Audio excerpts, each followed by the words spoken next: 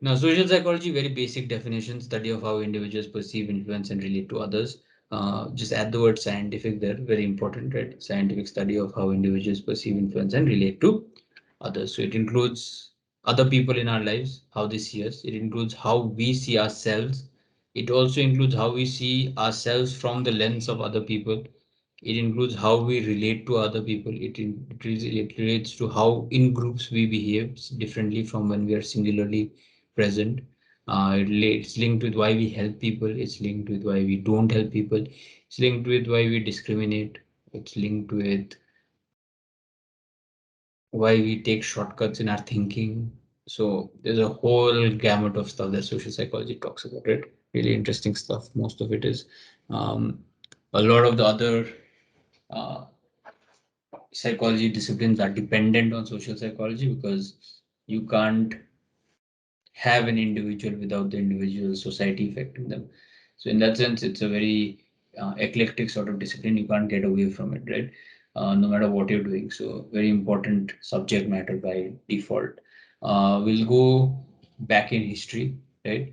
We'll learn about the history of social psychology because that's there in the syllabus. And then we'll learn about the history with regard to India. And I think that should be enough for today. So most of Western psychology, right? Their ideas begin with Socrates, Plato. Plato's idea was that man, as in human beings, was supposed to be a rational being. So the whole idea of psychology itself of the human was to try and be as rational as possible. And the role of the society was to create that sort of space where more rational decision making was taking place, right? Plato's assertion was also that there is no pure reality. Everything is a perception of the real world. So there's no true form in that sense, right? So, for example, when you touch something or when you use a pen, for example, right? When you use a pen, the pen, whatever it does, right? However you feel the pen, whatever you think about the pen, all of that is not the true reality of the pen, right? The true reality exists independent of how you perceive the pen. Whatever you perceive the pen as is based on your own experiences and how you interpret the usage of the pen, right? So the whole idea is that human nature is an evolving thing which is looking to become more rational, and society's job is to sort of push that space, right?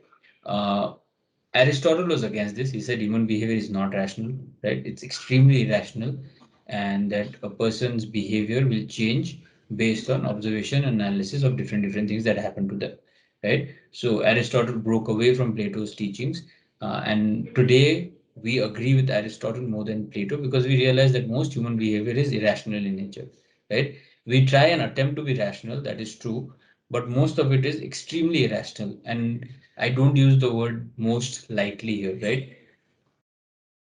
But most of human behavior is extremely irrational. Very little thought goes into it, and then we psych ourselves and we tell ourselves the story that this is actually rational, right? Whereas in reality, it's not.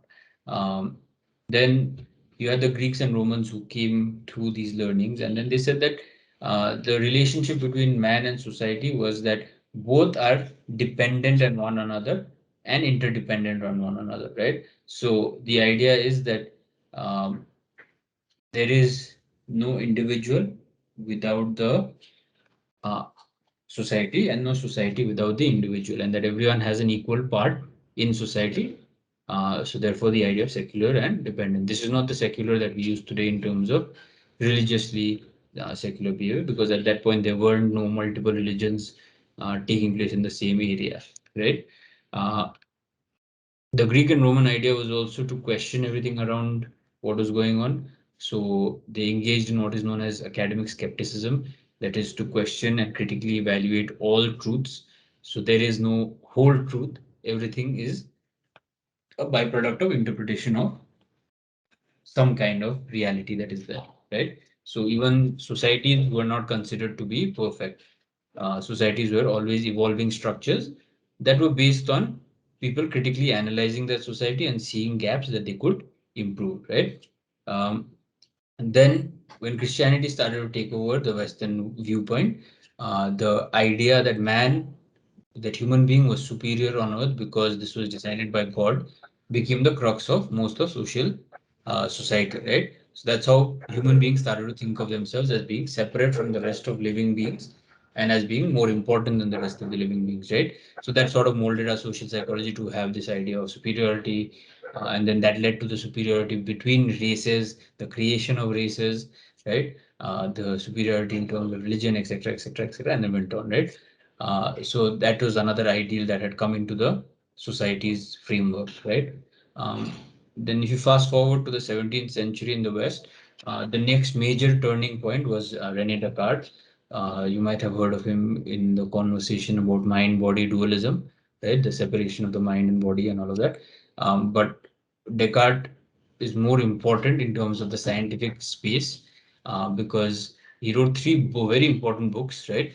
The Critique of Reason, the Critique of Pure Reason, and the Critique of, I forgot the third name, right?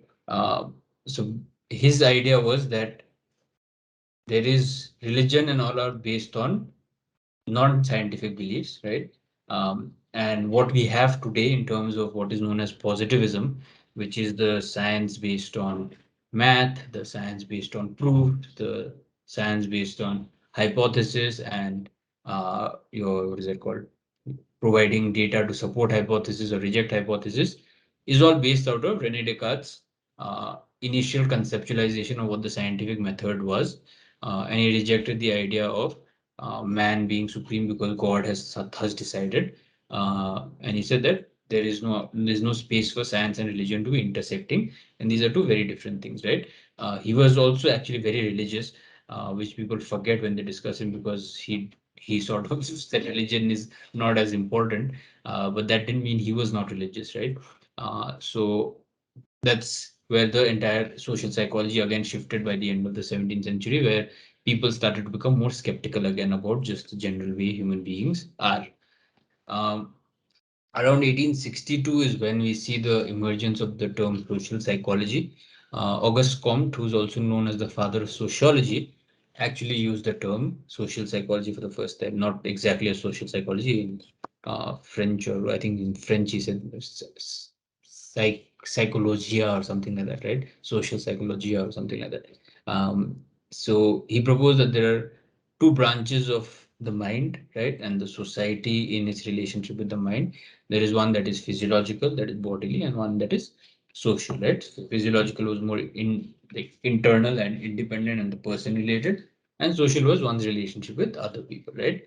But then he didn't focus so much on the individual; he focused on the society and its effect on the individual. So that became more of what the sociological framework is, right? And then after that, conversations around the idea of identity started to grow, and then the Gestalt school came in, and they said that okay, the environment is not just individuals; it's also relationship between individuals. And by the end of the 18th century, beginning of 19th century, we already had people like not 19th century, sorry. By the end of the 19th century and beginning of the 20th century, we had all these people like Freud, etc., come in, and psychology started to grow as a subject, right? And by 1982, actually before 1982, we also had Triplet. Triplet did a study where he tried to see the effect of competition on people's behavior. So he got people on cycles and he told them to like individually cycle to a certain distance, and he timed them, and then he told them to cycle together as like a competition, and he timed them, and he found that people in competition performed better, right? So that was like the first experiment recorded about social psychology. So in that gap between 1862 and 1924, that also happened around 1996 or 8, I'm not sure. So social psychology as a discipline started to grow. It had its past in terms of psychology, but the term social psychology really started to take off around then. Then you had Floyd Allport. He was one of the first few people to introduce experiments and experimental method in social psychology. He also wrote a book on social psychology, which is considered the first ever volume to ever be written about an individual's behavior in relationship to the environment that they find themselves in, right? Then you had the Great Depression in the late 20s and early 30s, and then you had the World War in 1918 to 24 and 1939 to 45, right? So all of these things took place in a space of 3 decades, which really made people and governments, etc., focus on people, groups, how they behaved with one another, and try and understand what's going on. So Kurt Lewin was another very important person in psychology. His idea of social psychology was that any kind of work that is done in the domain of social psychology must be something that is actionable, right? That is, there should be some form of intervention, some form of improvement, some difference it should make to like real lives. So his famous term was no research without action and no action without research, right? And the world was at that time facing fascism. There was an anti-intellectual stand to immigration, right? So all of this led to a lot of European scholars moving to America, right? When they moved to America, they found this really rich cultural space to explore a lot of new stuff.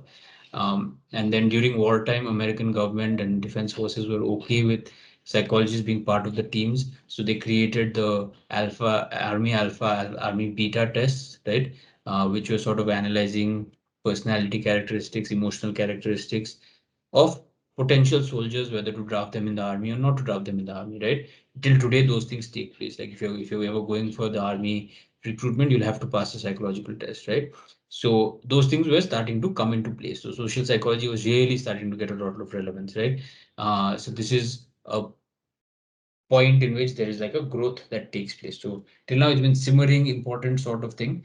World wars, etc. It started to really peak and take off, right? Post World War, again, it became more important because the world had just gone through a massive war, and like renegotiation, those geopolitical spaces were taking place. The idea of democracy was getting into a lot of places. There was sort of a growth in terms of just the idea of citizenry and citizenship and what it means to be a nation and what nationalism is. Um, and there was also a lot of social change in terms of women were allowed to vote by that time. They were getting to work at that time, right? In more traditional male roles. So there's a whole lot of social change that was taking place, and social psychology was really getting a lot of importance, and growth was really taking place at that point, right? Um, so after the world wars ended, it really grew in America, and then it started to be used worldwide. Festinger was one of those people who we hear about very often. He gave us the idea of cognitive dissonance. We'll come to that, what it is, right? Just remember, Festinger is cognitive dissonance. Then there is individual, then we try to understand the effect of groups on individuals. So we have two important people here, Stanley Milgram, who studied obedience, and you had Zimbardo, who studied social rules and its effects in the 70s, right? Then you had Gordon Allport, who studied the contact hypothesis. That's not content. You contact hypothesis. Uh, Again, this was, like I said, 60s, 50s, 60s was also the civil rights movement time. So in America, again, there was a lot of change taking place with people, black people, African Americans, and white people, and the entire thing about equal rights and all of that. So again, social psychology got a lot of importance in terms of how do you reduce all of this prejudice that has existed for so many years. So Alport gave us a theory about how that can happen. Then the 60s was also a time of high liberalism, right, where your drugs were like used, and there was sort of freedom space, right? The 60s was 60s in America is known as that time where it was quite wild and a lot of acceptance and all that started to come in. So Elaine Hatfield and Ellen Burchard, they spoke about interpersonal and romantic attractions, and then they got into the LGBTQI space.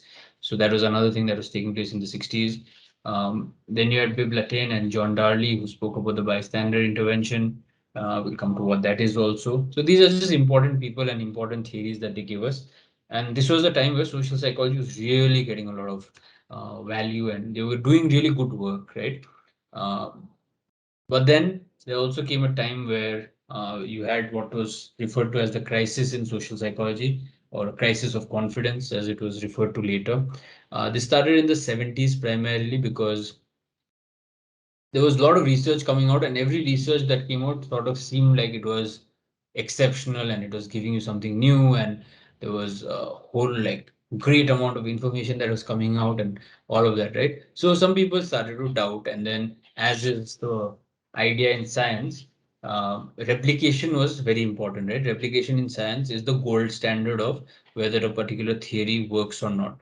Now, when they tried and replicated studies done by Zimbardo, Milgram, and a lot of other people, they found that they were not getting similar results. They were not getting results that were as extreme as it was being reported by these individuals, right? So questions were raised about what is going on, right? People also raised the need for social psychologists. Why do we need to know all of these things? There is no value to us in daily life. So Kurt Lewin's idea of action without research was not happening, basically, right? Um, and ethical questions were brought up because Zimbardo and Milgram, all these people were really sort of psychologically affecting people, right, with their research. So that became another problem. And when they really analyzed the research work that was done, they found two very dangerous tendencies. One was that uh, most of the studies had the sample as white male domination, right? So there was white people, males, two categories of people who were more dominant across the research space. And then most of this research was done in university students because university students were easily accessible to the professors in the university, right? So most of the sample were basically university white males. Uh, so then that became obviously a problem because how do you say that all of this is applicable to all societies and you can't generalize based on this very small, narrow sort of sample, right? So people raise questions naturally, which are very valid questions. So today you'll see a lot of research papers that will say uh, sample is from the non-weird countries, right? Uh, so non-weird is basically white. What is Russia? Basically saying it's not Western. Basically saying it's not the Western dominated sort of sample group. It's also a more multicultural sort of space, right? I'll just search what is weird and I'll get back to you. So that's a very interesting term. Western educated. Uh, I forgot. I'll just if somebody can Google search and put it on the chat box, that'd be great, right? So weird and non-weird is the differentiator now in terms of whether you're trying to be multicultural in your studies or not, right? So because of all of this, again in the 70s, 80s, psychology took a really social psychology especially took a hit. And from its glory days, it really fell down, and not a lot of people were trusting it. Um, then slowly over the late 80s, early 90s, and through the 90s, the crisis in confidence was sort of reduced because we started to focus more on using the experimental methods. We started using correlation methods, more basically more numerically supported data. Then we increased the interest in the concept of the self, so it was no longer just in relation to society. Um, and the most important thing that took place was in the by the 80s, people realized that you can't just do research in America and say it's applicable everywhere, right? You need to do research in other spaces where the cultures are different. So multicultural and interdisciplinary work became very important. So we started to look at culture specific and evolution human behavior. We also There was also the growth in neuroscience, which allowed certain things to get empirical support in terms of brain areas, etc. So that created a whole new group of study for social psychology where older theories that were conceptualized could now be tested with better measures in terms of its application. So that sort of grew social psychology again, and it has been on that path more or less. There was a crisis in the last few years again in terms of replication where a lot of studies were not being replicated, but we seem to have weathered that storm, and social psychology still seems to be very important. All right, so the Indian heritage, like the Western heritage, everything goes back to Socrates, etc. Indian heritage goes back to Vedas, right? And the main concept in the Indian heritage is the idea of dharma. So the first place we find dharma is in the Rig Veda. Rig Veda is the oldest Veda that we know of. And then we find the concept being spoken about across different books and texts and commentaries, right? One of them is Gautam's Dharma Shastras. Then there is Upanishads, and then there are a whole lot of Arthashastras and whole lot of different Smritis and Puranas and Mahabharata and Bhagavad Gita, and all these books have this idea of dharma that continues, right? And then that's the core concept of Indian uh, psyche, because karma, etc., are not psyche concepts. They're not socially dependent concepts. They are metaphysical concepts. Even the idea of even the idea of the self to an extent in India is very interdependent and very cosmic sort of idea, right? Very infinite sort of idea. that there is energy and you're everything and everything is you and that sort of the space, right? Whereas the concept of dharma is much more individualistic and society dependent. So it's one of those core concepts that we discuss as part of social psychology because um, it's here and now. It's more tangible as a concept to think about, right? In English, it's vaguely translated as proper action, moral duty, human nature. Um, so everyone, according to these texts and according to religion, obviously it gets into it. But if you keep religion separate and you just think of the text, then the idea is that everyone should follow their dharma and should be true to their dharma. And if they do that, then other things will take place, such as getting into heaven or whatever the other ideas of heaven is, or that you have good karma and the next life will be better, and then you can achieve moksha, nirvana, and all of that, right? And dharma is across the religions that have spurned in India, in the Indian subcontinent, right? So even your Jainism, Buddhism, all of these have the idea of dharma in it. So very central concept to the subcontinental space, right?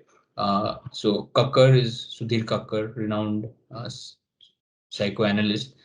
He says that in its social implication, dharma is an inherent force in a human being which holds the individual and society together.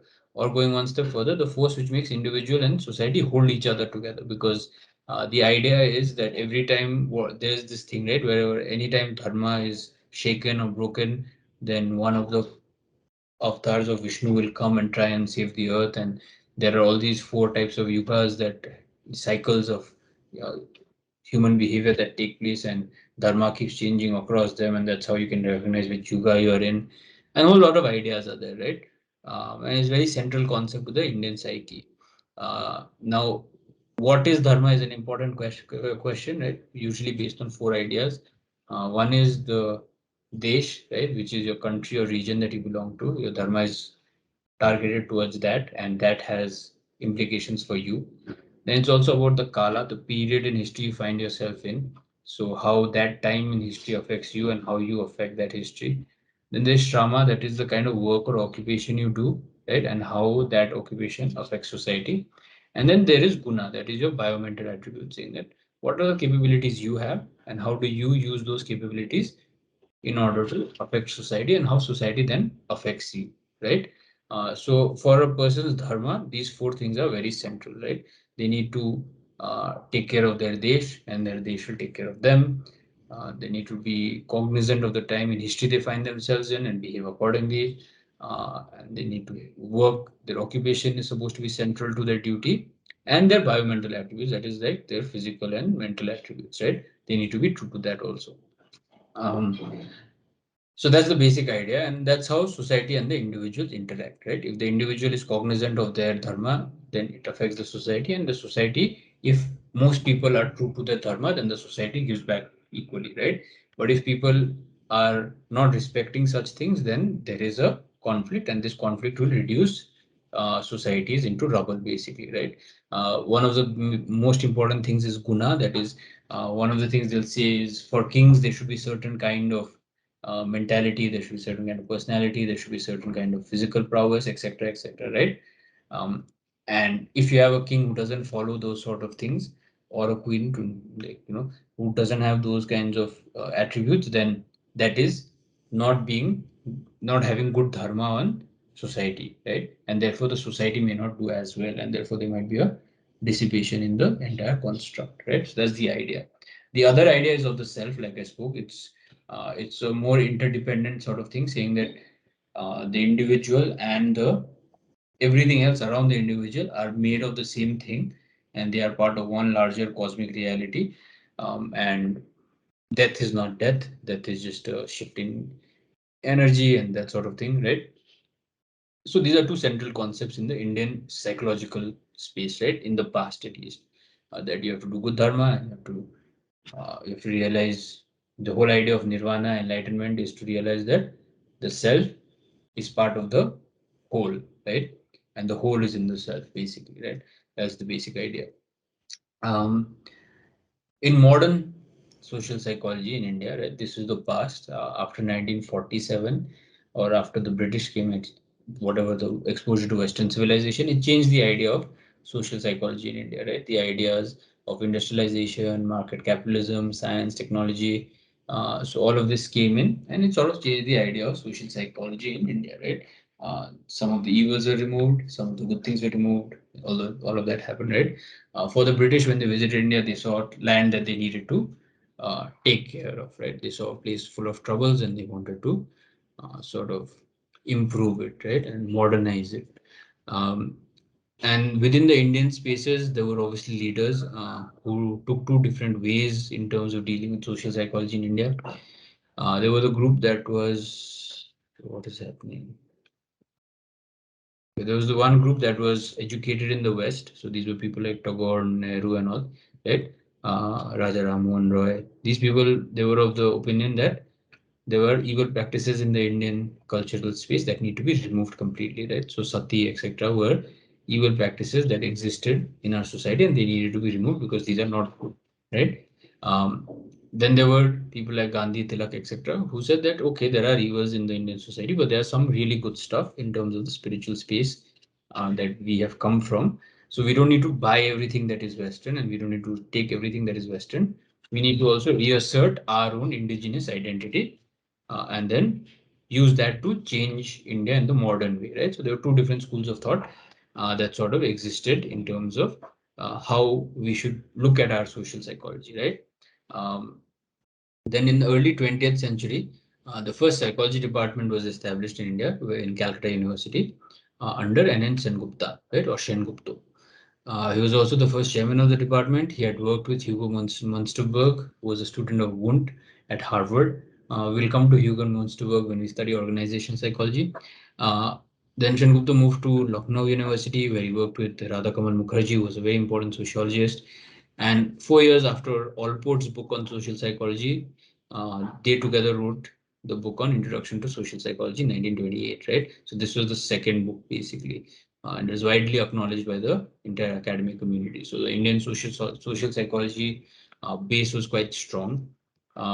Then post independence, you had uh, there was 1971 Ganguly did a study where he found that social psychology was less popular than clinical psychology, as it is today also. Indian social psychology started to focus more on problematic behavior because that was the direction given by the government.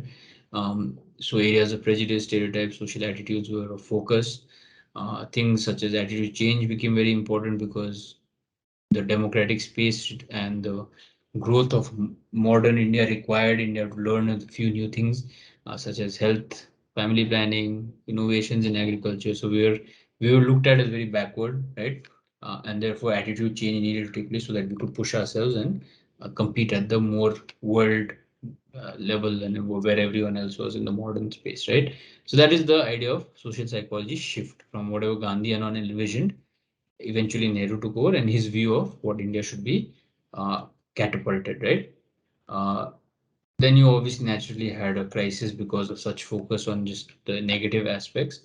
Because whatever was studied in the West did not solve the problems, as you could probably know if you're aware today about what's happening. None of these issues that they spoke about in terms of family planning, prejudice, health behaviors, all of this, none of that has sort of attitude change has not taken place. So there was a recognition of that. And then Sinha by 1960, 1977 called for indigenous psychology. So this is coinciding with the time of crisis in social psychology in the West, right? Where now that all those weird country basis theories are not working, so people are trying to do their own indigenous stuff, right? Um, the other thing was Indian studies did not rely heavily on experimental methods. So whatever was done, they didn't really shift a lot of things. Like in your life also, if you think about Indian psychology, you won't know too many of them because there weren't too much of good work that was done, right? So that itself is enough proof for you to realize that okay, social psychology really there was a major crisis. Um, there were two tendencies that were dominant in the Indian space. The first one was to understand Indian social reality through Western concepts. So studies of prejudice, attitude change, stereotypes.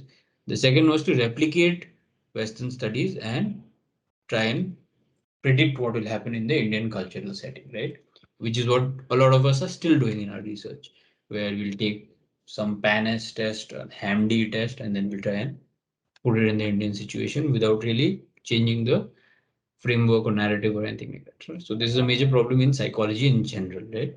Um, In the present space, there is concern that we need to sort of revive and reconstruct indigenous concepts, because these are things that do affect our psyche. In the modern space, it's almost, in today's world, it's almost wrong to say that people are thinking about the dharma and people are thinking about the self as a cosmic reality and all. It's almost looked down upon. But the reality of the situation is that if you did like a survey, you'd find a lot of people concerned about these existential crises, right? And they may not be the people who are, say, Western educated or living in cities or socioeconomically well, whatever, right? But a major chunk of the Indian population is still thinking on those lines, which makes it very important for us to understand what's happening for them in their reality, right? And then theorize and sort of experiment and understand what the hell is really going on. So there's a very important space that is being considered now, and hopefully it takes off because it's required, right? You can't look at the country from the Western lens forever when the people inside are not under knowing what the Western lens is itself, right? Then there's also the need to engage in authentic and meaningful dialogue between cultures and languages, because there's such a vast country with so many differences. So you can't have one Indian psyche, right? Obviously, like even when you talk about dharma, you can't have dharma now as one idea for everybody, because people have so many religions, right? And every religion propagates a different idea of how the self is. So now if you say India has everyone dharma, then obviously people who are following Islam, people who are following Christianity will not accept it, which is a natural reaction. So we need to understand that also, right? So there needs to be that sensitivity that needs to come into the way we work. So it needs to, that entire, and then there is the political space that's sort of changing a lot of things. So we need to sort of come to a consensus about how things are working, understand the Indian mind basically, right? There has been no effort made by an Indian psychologist till date to write a book on social psychology since N.N. Shanmugam wrote in 1928. Your Sinha wrote papers on it. He's an eminent social psychologist. You have, uh, what's his name? I keep forgetting. It's the tip of my tongue. In JNU. Oh, something from A. That guy is another guy who's a political psychologist, more or less, right? So there are few of these people, but other than that, then you have Kakkar, who's famous. But other than that, you don't hear of a lot of psychologists who are, really doing very impactful work.